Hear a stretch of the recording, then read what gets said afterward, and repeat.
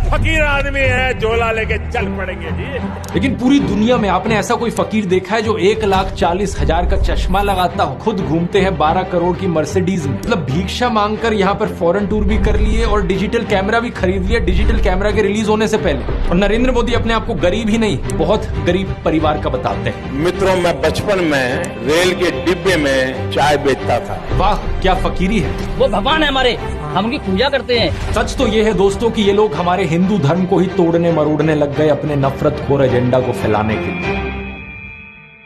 नमस्कार दोस्तों, जर्नलिस्ट अनिल यादव एक बीजेपी वर्कर मंगल वाजपेयी से बात कर रहे थे कानपुर में। मंगल एक लोडर का काम करते हैं, यानी गाड़ियों में सामान चढ़ाने का काम करते हैं। क्या नाम बताए? योगी साहब।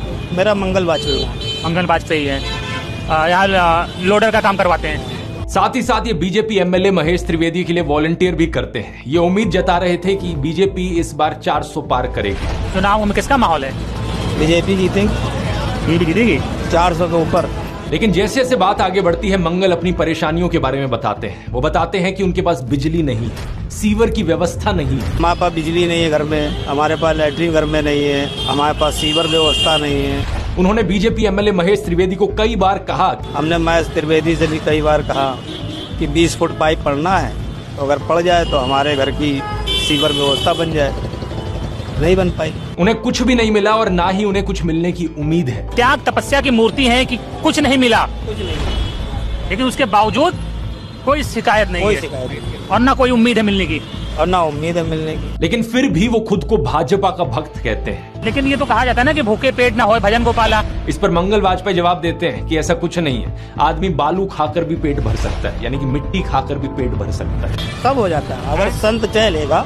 अगर संत चाह लेगा तो सब हो जाता है। बालू खा के पेट भर लेता है। इन्हें कोई शिकायत नहीं है। प्रधानमंत्री मोदी को एक परमात्मा मानते हैं, उनकी पूजा करते हैं। ऐसा कैसे हो सकता है कि एक पॉलिटिशियन को लेकर लोग इतने अंधे हो गए हैं? और ये इकलौते नहीं है, मैंने पिछले वीडियो में आपको उसके कई और उदाहरण दिए थे। बीजेपी के टिकट पर तो कुत्ता भी खड़ा हो जाए हम जिता देंगे। ये सच है, अगर कुत्ता भी आएगा उसको भी जिताएंगे। ये तो फिर अंधविश्वास नहीं, भक्त हैं, अंधविश्वास नहीं है, हम भक्त हैं। महंगाई मेरे हिसाब से कोई ज्यादा नहीं हुई। अब मैं 10 साल से बनियान नहीं पहन रही, देखो आप। वो भगवान है हमारे, हम उनकी पूजा करते हैं। ऐसा हुआ है इमोशनल मैनिपुलेशन और ब्रेन वॉशिंग की वजह से। एक बड़े स्केल पर देश में लोगों का ब्रेन वॉश किया गया है, और जो माफिया यहाँ पर ब्रेन वॉश कर रहा है लोगों का, वो 4 डिपार्टमेंट्स पर काम करता है। पहला डिपार्टमेंट लोगों में गर्व और अहंकार भरता है कि आप महान हो क्योंकि आप हिंदू धर्म में पैदा हुए। दूसरा डिपार्टमेंट आपको एहसास दिलाता है विक्टिमाइजेशन का, कि सदियों से, 1000 सालों से आपके पूर्वज विक्टिम बनकर रहे थे। तीसरा डिपार्टमेंट आपके अंदर डर भरता है कि आपको खतरा है उन लोगों से। और चौथा डिपार्टमेंट यहाँ नरेंद्र मोदी को मसीहा बनाता है कि सिर्फ नरेंद्र मोदी ही आपको बचा सकते हैं। पहले 3 डिपार्टमेंट्स की मैं 3 अलग अलग वीडियोस में ऑलरेडी बात कर चुका हूं। अब वक्त है इस चौथे डिपार्टमेंट को एक्सपोज करने का। नरेंद्र मोदी की कल्ट ऑफ पर्सनैलिटी, कैसे इनके इतने सारे फेलियर्स के बाद भी लोगों को इमोशनली मैनिपुलेट किया जाता है कि लोग इन्हें भगवान मान बैठे। आइए जानते हैं आज के इस वीडियो में।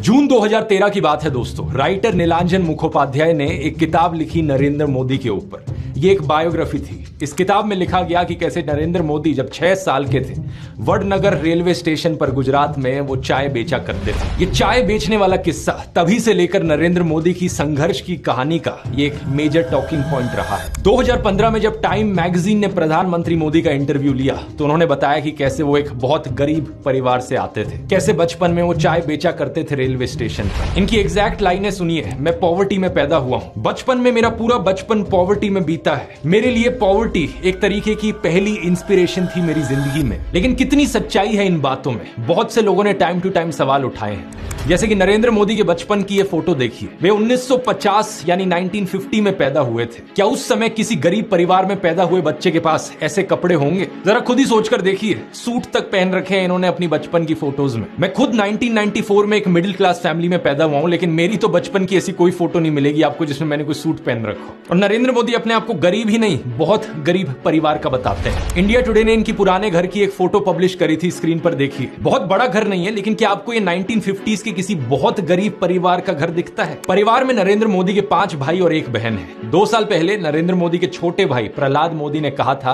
कि उन 5 भाइयों में से जिसका नंबर लगता था वो मदद करने चले जाता था। उनके पिता ने पूरी जिंदगी चाय बेची, उन 5 भाइयों और 1 बहन को बड़ा किया। इसलिए नरेंद्र मोदी को चाय बेचने वाले का बेटा कहना चाहिए। ये पत्रकारों की गलती है। सब भाइयों ने चाय बेची है, मेरे पिता ने पूरी जिंदगी चाय बेची, पूरी जिंदगी। इसीलिए कहा जाए तो चाय बेचने वाले का बेटा कहना चाहिए, चाय बेचने वाला नहीं कहना चाहिए। ये पत्रकारों की गलती है। 2014 में कांग्रेस नेता अहमद पटेल ने कहा था कि नरेंद्र मोदी कभी चाय वाला नहीं थे, बल्कि वो एक कैंटीन ठेकेदार थे। अब कांग्रेस की बात पर कितना यकीन किया जाए नहीं किया जाए, लेकिन 2021 में बीजेपी ने भी ये कैंटीन वाली चीज अनइंटेंशनली एक्नॉलेज करी थी। रेलवेज मिनिस्टर अश्विनी वैष्णव ने इंस्ट्रक्ट किया ऑफिशियल्स को कि वो वडनगर रेलवे स्टेशन पर एक कैंटीन को ब्यूटीफाई करें। इंडिया टुडे के आर्टिकल में यह क्लियरली लिखा हुआ है और इसके नीचे एक फोटो भी लगी है इस टी स्टॉल / कैंटीन की, जो नरेंद्र मोदी के पिता चलाया करते थे। हाल ही में लिखे गए CNN के इस आर्टिकल को देखिए। नीलांजन मुखोपाध्याय खुद कहते हैं कि मोदी की जो पॉवर्टी की कहानी है वो ग्रॉसली एग्जैजरेटेड है, यानी कि बहुत बढ़ा चढ़ाकर लोगों को बताई गई है। इतना ही नहीं, एक दूसरे आर्टिकल में नीलांजन बताते हैं कि नरेंद्र मोदी के पिता के पास इतने पैसे थे कि वो मोदी और उनके भाइयों को स्कूल भेज पाए। और स्कूल जाने का मतलब था कि वो कहीं और फुल टाइम काम नहीं कर सकते थे, बस वो स्कूल के बाद अपने पिता का हाथ बटाया करते थे। ये सब सुनकर एक बहुत बड़ा सवाल आपके मन में आएगा कि ऐसी कहानियों को क्यों बढ़ा चढ़ाकर हमें बताया जाता है। नीलांजन कहते हैं ऐसा इसलिए किया जाता है ताकि इंडियन पब्लिक को एक आइडिया बेचा जा सके। मित्रों, मैं बचपन में रेल के डिब्बे में चाय बेचता था और आज आपके सामने खड़ा हूं।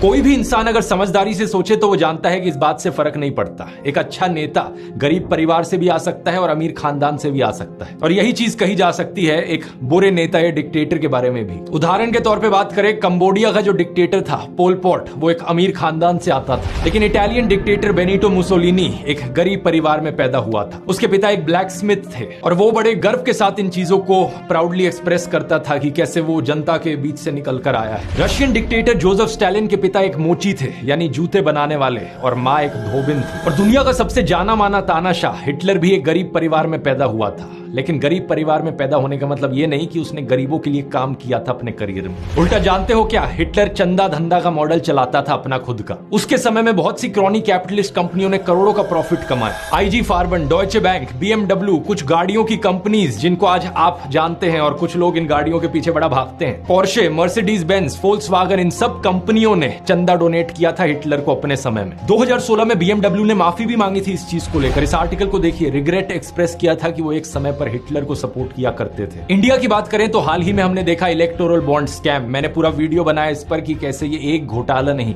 बल्कि घोटालों का भंडार था। बहुत सी कंपनियों को इससे फायदा हुआ और आम जनता को नुकसान। पिछले 10 सालों में प्रधानमंत्री मोदी के मित्र जैसे कि गौतम अडानी भरपूर तरीके से अमीर बनते रहे और देश के 80 करोड़ गरीब लोगों को 5 किलो मुफ्त अनाज लेने पर मजबूर कर दिया गया। बेरोजगारी और महंगाई ने गरीब लोगों की कमर तोड़कर रख दी है आज के दिन। अब तो ऐसी सिचुएशन आ चुकी है कि नरेंद्र मोदी खुद को गरीब परिवार का बताते हुए जिन राहुल गांधी को एलीट वर्क का प्रोजेक्ट करते थे, युवराज कहते थे, आज वही राहुल गांधी खुल्लम खुल्ला गरीबों को कह रहे हैं कि वो गरीबों के हैं और नरेंद्र मोदी अडानी अंबानी जैसे अमीर सेठों के हैं। अडानी को बिना मजदूरी बिना कुछ लाखों करोड़ रुपए देते हैं तो कहते देखो देखो देखो विकास हो रहा है।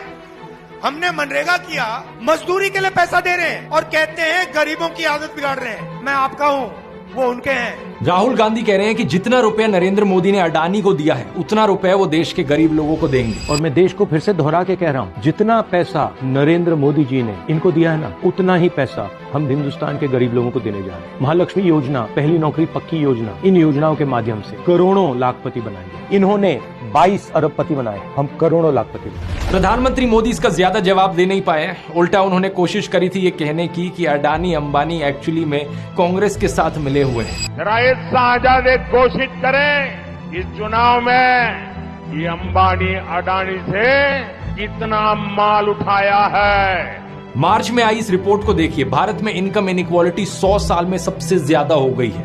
इतनी बुरी हालत अंग्रेजों के जमाने में भी नहीं होती थी। ऐसे में अगर राहुल गांधी ने संकल्प लिया कि अगले 5 सालों में वो सभी 22 करोड़ गरीब लोगों को गरीबी से निकाल देंगे, तो इसमें क्या गलत किया। लेकिन पीएम मोदी इस बात पर भी तंज कसने लगे। उनके पास खुद कोई अपना विजन नहीं है। 80 करोड़ लोगों के हाथ में कटोरा पकड़ा दिया और अगले 5 सालों के लिए यही 5 किलो अनाज वाली स्कीम एक्सटेंड कर दी। ना रोजगार का कोई प्लान बताया है, ना महंगाई कंट्रोल कैसे होगी ये बताया, ना गरीबी कैसे हटेगी ये बताया। और जब राहुल गांधी ने सबके लिए रोजगार की बात करी तो प्रधानमंत्री मोदी उनका मजाक उड़ाने लग गए। कांग्रेस के शाहजादे ने अभी घोषणा की, आप भी सुनकर के हंसोगे। सुनाऊं?